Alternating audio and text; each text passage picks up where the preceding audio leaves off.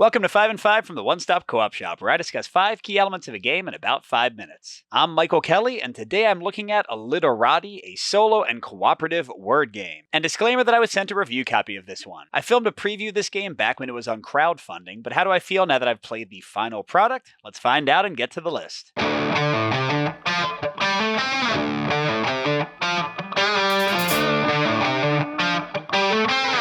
So my number 5 point is a mix for my taste, but it's going to be pretty group dependent, and that's the cooperation in the game. Because you each have your own set of letters, but are they really your own? You can freely combine them and trade them back and forth, even trade entire words. Why'd I pick die as my one word? You can trade them as much as you want. And this does lead to good table conversation in my experience, because people will be like, hey, do you have an I? I really need an I to finish my letter, and that kind of thing. So that's all good. But at the same time, it does feel a bit like you don't really own what you have, and you just kind of have like a big conglomeration of letters for everybody, and it doesn't really matter who holds them or who you pass them to.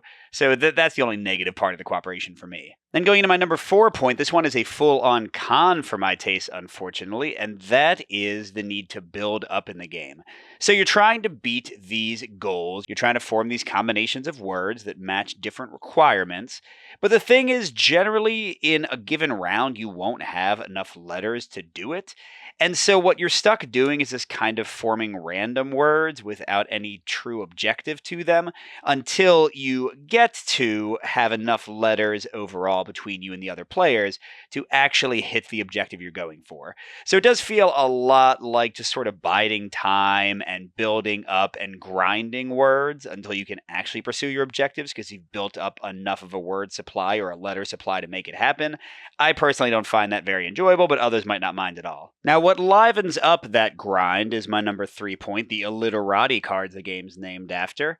And these are negative cards that are going to force you to break up your words, discard letters, and for my taste, this is a mix. On the positive side, their abilities can be pretty interesting, and they do stay in play, and then when you get another card of the same character, you trigger all of them, and it might mess up your stuff in a whole bunch of ways, which does give a bit of a strategic possibility, like knowing that you might get hit by certain effects, you can prepare for them and how you make your words. But on the negative side, when I'm already dealing with all these letters, and dealing with the time pressure and grinding to have enough letters to fulfill my objectives. And these people come in and I've finally gotten that one movie title that I was going for. And now suddenly Bastille Malvado just ruins it all. It can be a little frustrating, at least in my experience. Again, your results may vary. Now, I've mentioned objectives, these books you're trying to bind, and those are my number 2. And again, this is a mix for my taste. On the positive side, there's a lot of variety between what you're going for, which will change up the kind of words you are making, especially between the red and blue deck, the red deck being very pop culture based, and the blue being a bit more like grammatically and parts of speech and that kind of thing. But the reason there's a mix for me, and again, this might just be me, is that for the red ones, these kind of more pop culture ones, man, I suck at these. And it's just frustrating to do them. It's frustrating to play with younger players like my sons because, they don't know enough holidays and events and retail stores and things smaller than a dime. So I don't know. I feel like at least the red ones are so challenging in a lot of cases, and also for non-English speakers, that it's going to kind of exacerbate that grind feeling. The blue ones I feel much better about, and actually we've just gotten to where sometimes we'll just play with blue or kind of focus on the blue. But yeah, these can be really interesting. They can be varied in a great way, and I think some groups are going to love them. For me and my taste, and I guess my mental limitations, they just aren't always as much fun as I would wish. But finally, my number 1, full-on pro, and this is kind of the key thing of the game. It is fun to try to make letters in a time pressure situation. Or at least I think it is. Mike tries to do it, but he's not always very good at it.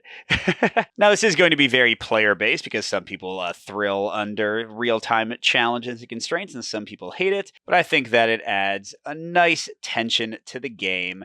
And, I'm not a huge fan of word games in some cases. I like some, like Letter Jam, but Scrabble is not a favorite for me. So the fact that I enjoy making the words in this one and working with others to kind of make it come together does show that this is a pretty special word game, I would say. Again, I'm maybe not the exact target audience for it, and I still have a lot of fun with it, and so does my family. So that's certainly to the game's credit. The core word forming is fun and exciting. So overall, I can recommend Illiterati if you like word games, especially ones like Scrabble, where you're trying to form the best words with different letter combinations. Especially if you like a challenge in your word formation, having to fulfill certain requirements and such. But on the other hand, you might want to avoid this one if you want a greater feeling of ownership of your own stuff in cooperative games because you kind of share everything. Or if the idea of grinding words and randomly having your words broken up by the Illiterati might frustrate you. Thanks for watching, everybody. Good gaming, and I'll see you at the next stop.